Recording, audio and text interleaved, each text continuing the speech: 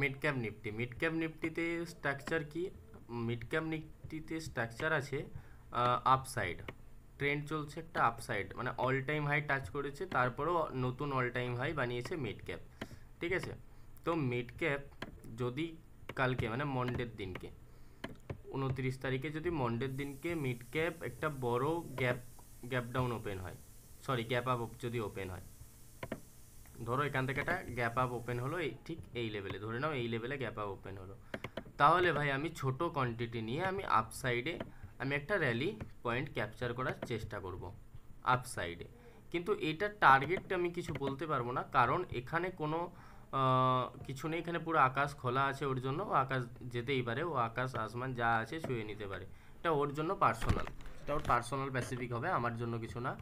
আর যদি market flat gap up open হয়, ধরো এই লেভেলটাতে ওপেন হলো, ঠিক আছে, এই লেভেলটাতে মার্কেট ওপেন হলো, ওপেন হলে আমি কি করব? ফার্স্ট আমি এই যে গ্রিনটা আছে, এই যে গ্রিন ক্যান্ডেলটা আছে, এইটার পুরো হাই লো মার্ক করে নেব আমি, হাই লো মার্ক করলাম, মার্ক করার পরে আমি দেখব যে মার্কেট যখন এখানে ওপেন হলো, ওপেন হয়ে কিছুক্ষণ এখানে র্যালি করে সেম আমাদের যে প্রিভিয়াস প্রাইস আছে, প্রিভিয়াস প্রাইসে এসে আমি যদি ডব্লু প্যাটার্ন পাই, যদি এরকমভাবে মার্কেট কনসোলিডেট করে সাইড বেস করে যদি ডব্লু প্যাটার্ন বানাই, তাহলে আমি আবার আপসাইড একটা র্যালির জন্য আমি আবার ছোট কোয়ান্টিটিতে বাইং সাইডে যাব। ওকে, প্ল্যান নাম্বার 1। প্ল্যান নাম্বার 2 কী হবে? যদি এগুলোর মার্কেট যদি না করে, মার্কেট যদি এগুলো না করে, তাহলে আমি প্রথম দেখব মার্কেটে এই ক্লোজিং প্রাইসের নিচে, মার্কেট সাপোজ এখানে গ্যাপ আপ ওপেন হলো, গ্যাপ আপ ওপেন হয়ে আমার ক্লোজিং প্রাইসের নিচে চলে আসলো, ঠিক আছে, নিচে আসলো, তখন আমি একটা স্ট্রেট লাইন ড্র করব। কি স্ট্রেট লাইন ড্র করব? Previous day straight line, previous day straight line, এখান থেকে একটা স্ট্রেট লাইন নাও, সেম এই স্ট্রেট লাইনটাকে দেখো মার্কেট সাপোর্ট করছে, ফলো করছে, তো এই স্ট্রেট লাইনটা আমি কোনখানে আমার হবে, কোনখানে এটাকে ব্রেক করবে? এটাকে ব্রেক করবে 12,670, 12,670-এর লেভেলে যদি মার্কেটের প্রাইস যদি লোয়ার লো বানাতে থাকে, ধরো এখান থেকে লোয়ার এরকমভাবে লোয়ার লো বানাতে আছে, লোয়ার লো বানাতে আছে, কারণ mid cap all time high touch করে আছে, অল টাইম হাই আছে, একটা নিউ অল টাইম হাই বানিয়েছে, উপরন্তু বায়ার এখানে সব থেকে বেশি বুলিশ আছে।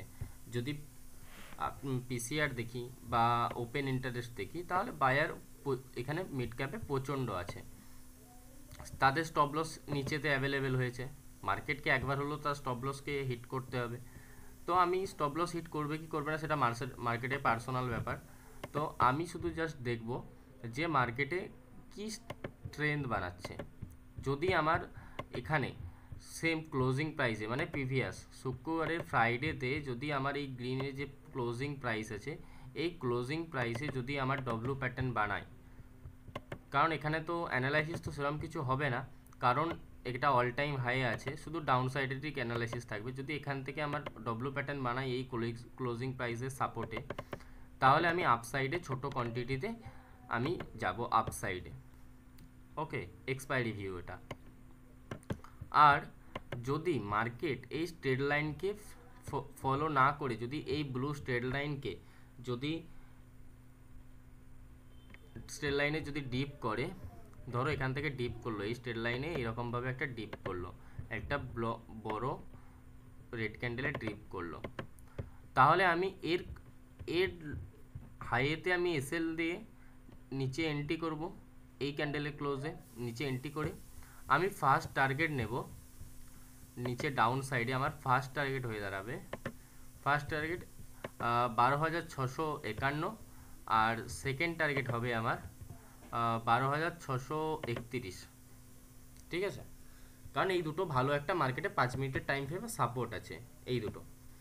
সেকেন্ড টার্গেট আমার হয়ে দাঁড়াবে 12,609, সরি থার্ড টার্গেট হয়ে দাঁড়াবে 12,609, এটা সব ইন্ডেক্সই অল টাইম হাই টাচ করছে, তো এখন মার্কেটে শুধুমাত্র ব্যাঙ্ক নিফটি এখন অল টাইম হাই টাচ করেনি, কিন্তু যেভাবে নিউজ আছে সেইভাবে হয়তো ব্যাঙ্ক নিফটি কালকে অল টাইম হাই টাচ করেও দিতে পারে, কারণ কিছু বলা যায় না, মার্কেটে কখনো কোনো কিছু 100% হয় না, ফার্স্ট অফ অল এই কথাটা।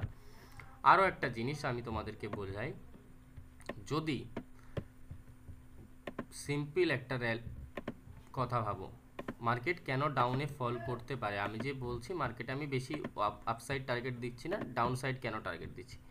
এখানে সিম্পল লজিক, মার্কেট কি করেছে, এইখানে মার্কেটের ক্লোজিং প্রাইস, এটা ক্লোজিং প্রাইস কত, 12,700, এটা কিন্তু মিড ক্যাপের জন্য অল টাইম হাই। আমি তাও দেখে দিচ্ছি অল টাইম হাই,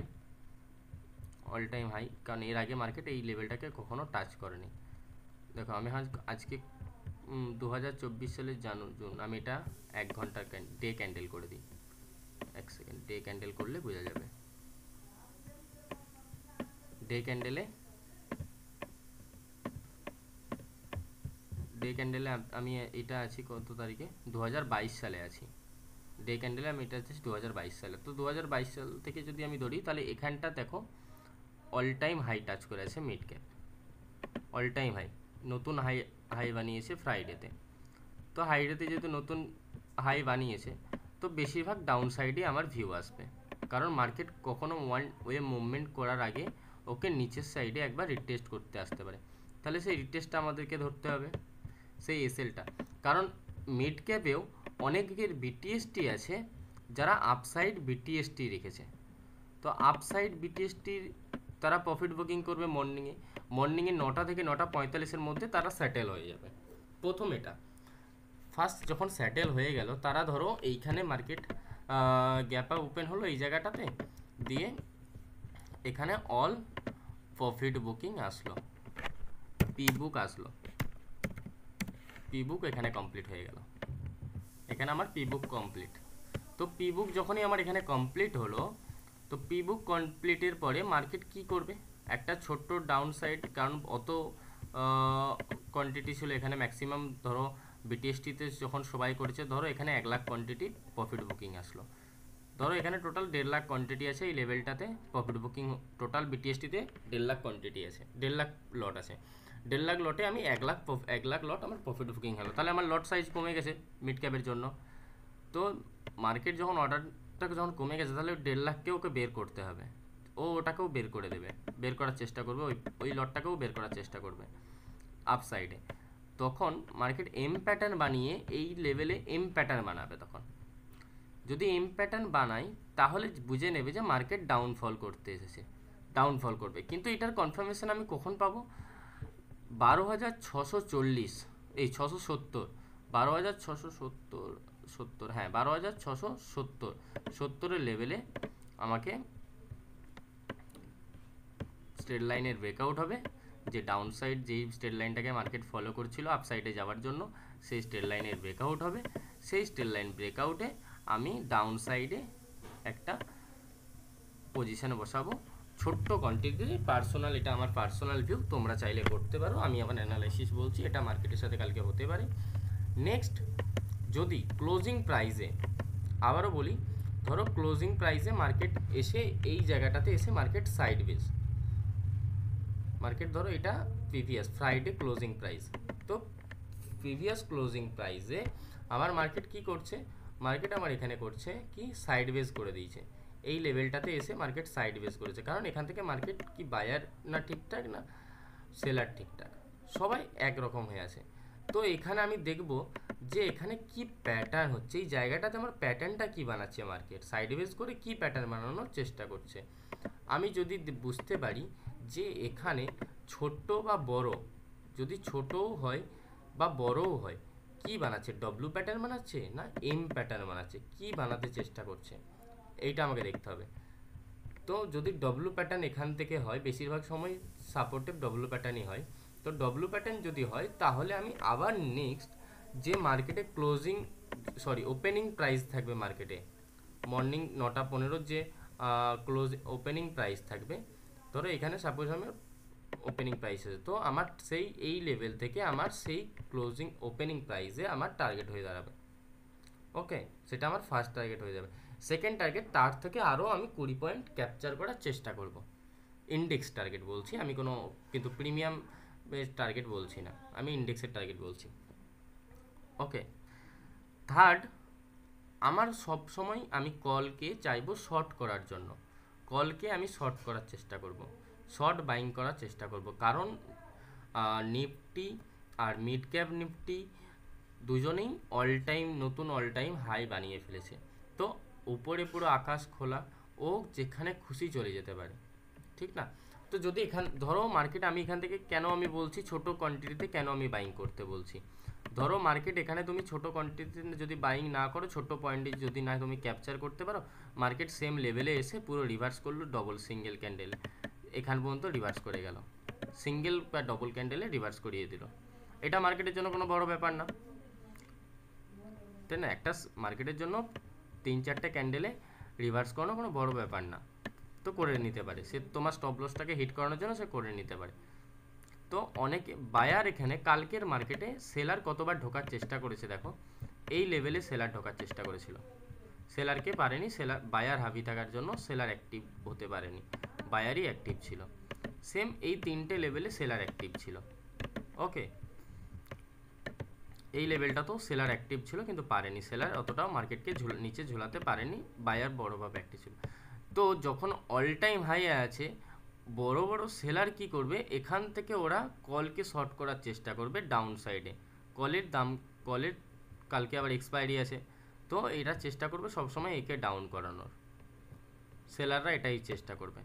তাহলে আমার কি হবে, তখন আমাদের এখানে সেম যখন সেলার এটা চেষ্টা করবে, তখন আমাদের এই ক্লোজিং লেভেলে তখন দেখতে হবে কি ডব্লু প্যাটার্ন হচ্ছে কি হচ্ছে না। ক্লোজিং প্রাইসে যদি ডব্লু প্যাটার্ন হয়ে যায়, তাহলে আমি আপসাইডে ছোট কোয়ান্টিটিতে পি বুক করার জন্য যাব। আর যদি না হয়, এখান থেকেই যদি আমার এম প্যাটার্ন হয়ে যায়, ওপেনিং প্রাইস থেকে যদি আমার এম প্যাটার্ন হয়, যদি আমার এই লেভেলে যদি এম প্যাটার্ন হয়, ধরো এম প্যাটার্ন হচ্ছে এখান থেকে, তাহলে আমি নিচের যে প্রিভিয়াস ক্লোজিং প্রাইস আছে, মানে ফ্রাইডের যে ক্লোজিং প্রাইস আছে, সেই ক্লোজিং প্রাইস আমার টার্গেট হবে। ওকে, এটাই।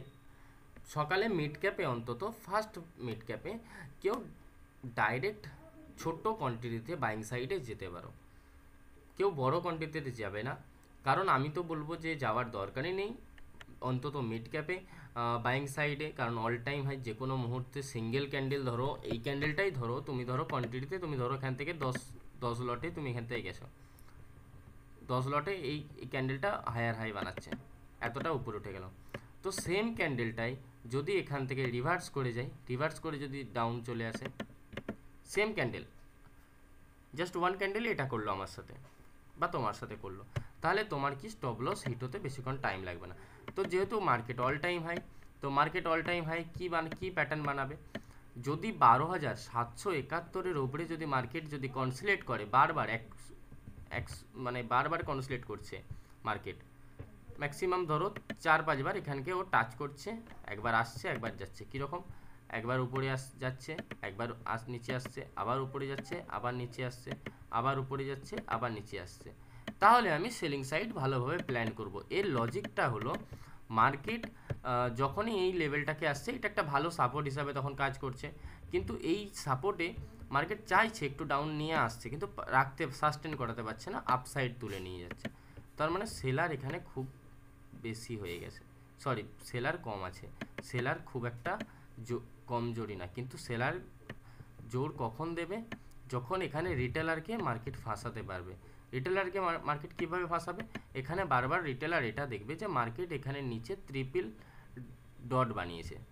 ডট বানাচ্ছে মার্কেট, কি 4টে ডট বানিয়েছে কি 5টা ডট বানিয়েছে, 5টা ডট বানানোর পর মার্কেট আপসাইডে তোমাকে দেখালো যে এখান থেকে ও একটা স্পাইক করবে, এখান থেকে ও একটা ছোট্ট স্পাইক দেখালো তোমাকে, স্পাইক দেখানোর পর তুমি কি করবে, ফোমোতে পড়লে।